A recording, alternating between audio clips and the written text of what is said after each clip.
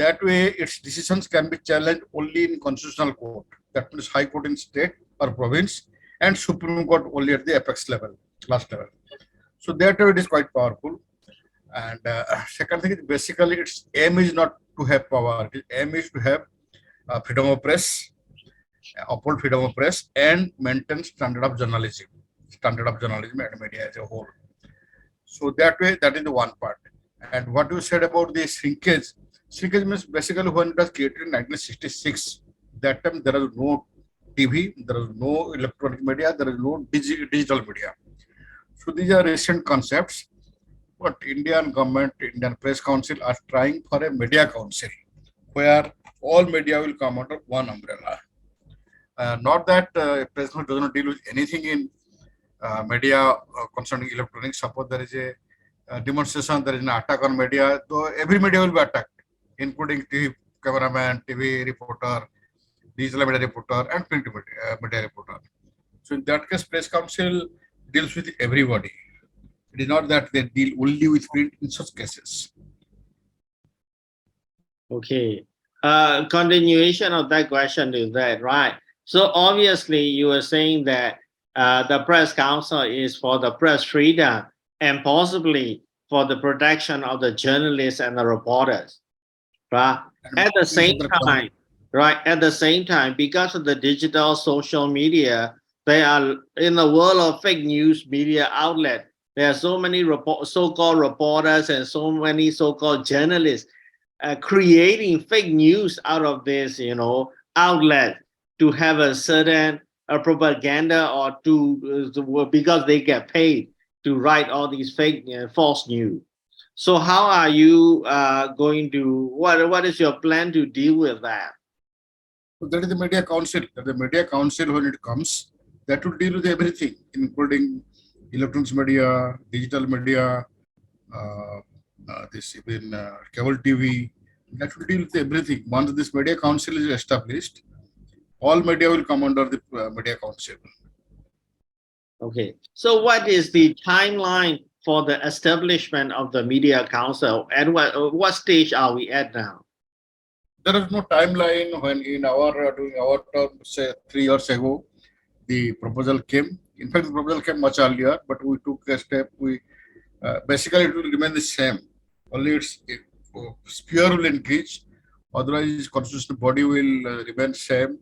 Maybe there will be some members from electronic and digital media, and same rule will be applicable, whatever is applicable to the current media. Because in the media there is not much difference between the two, bearing visibility and readability. So it will take time. It will take time. Nobody knows when it will be done, but it is. I think it should be done soon. All right. So especially, yeah, obviously the media council, the new media council will have power over almost every media outlet, including especially the digital media. I get what you're saying. At the same time, what if the fake news outlets are based overseas and fake news, the people, the so-called journalists creating fake news are based overseas out of India? In such a situation, how do you plan to tackle that? That is a real problem. What you have flagged is a real problem, especially in areas like Kashmir. We have faced this problem, Jammu Kashmir. We found the WhatsApp groups and others whose server is not within India but outside. So they banned the internet connection, mobile connection for some time, and they weed out such servers who are not in India but outside, in fake names, in some other name. So gradually they are controlling. Gradually. All right. Okay. The second one is relating to this BBC officers thing, right? So there was quite a big news in everywhere, around the region. There was an Indian government raid on the BBC offices in Delhi. So is that something to do with the BBC show on the Prime Minister Modi? Look, if you take an impassionate view, any organization, whether media or anybody, serving in any country has to abide by the law of that particular country. if today, say, President of India goes to Myanmar, they have to obey the rules and regulations of Myanmar government. There is no UN body like that where they have to go by the rule of the government. All right. As far as BBC is concerned, they said it is a raid, but we officially asked our INB minister. They said it is a survey to find out about their accounts, about their employees, etc., etc. And the what we are joining together, so on Modi. Maybe it is a coincidence. Maybe it is a coincidence. But that much I can say, not beyond that. All But every organization has to go by the rule of that country. You cannot say I am so and I cannot go by the your country's rule. Yeah, yeah. Obviously, that has been the message that is put forward by now quite famous your Minister of Foreign Affairs, Jai Shankar, as well, right? At least in this part of the world, I mean, I personally quite admire him. So how likely it is that the future of the foreign affairs, the future of India's handling foreign affairs will be handled by some wolf warrior. It's just a terminology like himself. Look, there's slight deviation here. Wolf Jaishankar is certainly not a wolf warrior.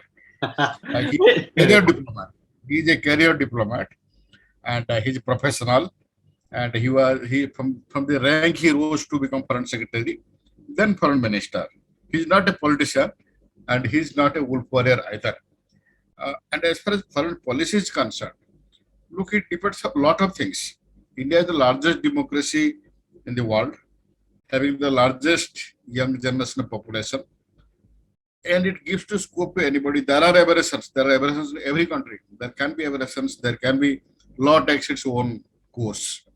I don't say that there are no aberrations, but law takes its own course. So, what we see with this democracy, such a burgeoning young population, India should have a bright future. All right. Okay. Economic Okay, my next question, because the rhetoric is, this, he is sort of like fighting back the pressures from the West, right? So that is the how other people are seeing the Jai Shankar as, right? So how do the majority of Indian population sees the West? Look, unlike the popular perception, we are not bothered about West or any country. We are bothered about India only, and it's of course our neighbors because we live with them.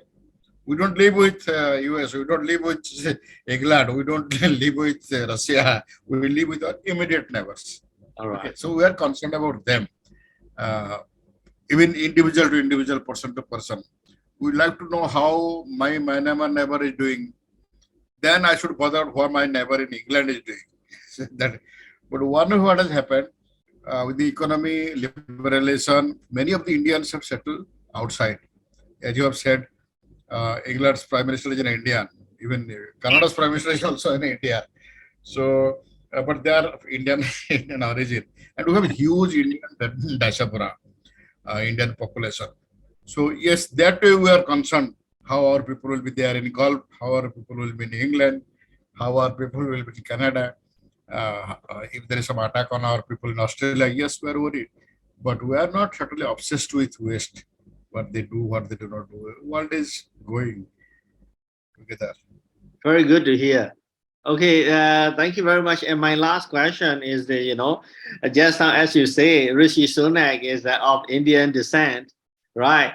And the UK Prime Minister, and also the US Deputy, US Vice President Kamala Harris is also half Indian, right? And then there are many Indians working, doing heading the famous technology companies. Yeah, and probably they'll be involved in AI, artificial intelligence too. So, my last question is, what does India need to do in order to make this century the century of the Indians instead of the century of the China? There is no race as such between India and China. and two countries are poles apart. One is a democracy, one is a communist country. But they have also liberalized their policy. Both are doing economically well. But India is, and the world is so large that is not even enough for India or China. There is wide scope for both the countries, and the competition should be healthy. If there is at all competition should be healthy. Uh, whom the century will belong depends on its people. It certainly does not depend on the leader or it does not depend on anybody else. So how the new generation will work, how they will behave, that nobody knows. But certainly India as a democracy, as a young population, and it is secular, and it has a diversity in unity. Sorry, unity in diversity. Ethnic populations. Our people in Northeast are like Myanmar's people. You can't differentiate. When I had gone to your country so many times, I cannot differentiate whether it is India or Myanmar, or whether it is Myanmar or India, both ways. So that way, India should have a good future. Yeah.